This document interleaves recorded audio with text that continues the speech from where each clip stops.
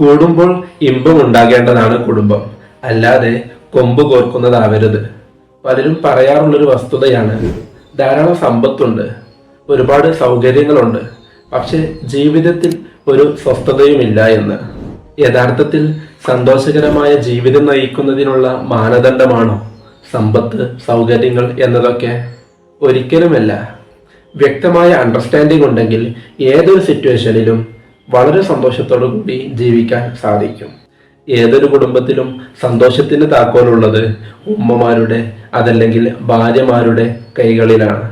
അവരത് കൃത്യമായി ഉപയോഗിച്ചാൽ വളരെ ഹാപ്പിയായി ജീവിതം മുന്നോട്ട് കൊണ്ടുപോകാൻ സാധിക്കും.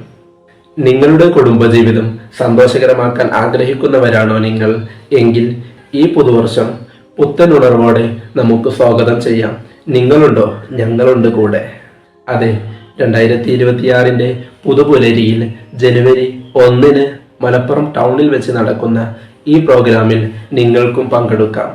വ്യക്തി ജീവിതത്തിൽ, കുടുംബജീവിതത്തിൽ, പാരന്റിങ്ങിൽ, ദാമ്പത്യ ജീവിതത്തിൽ നിങ്ങൾ നേരിടുന്ന ഏത് പ്രശ്നങ്ങൾക്കും കൃത്യമായ പരിഹാരം പങ്കുവെക്കുന്നു.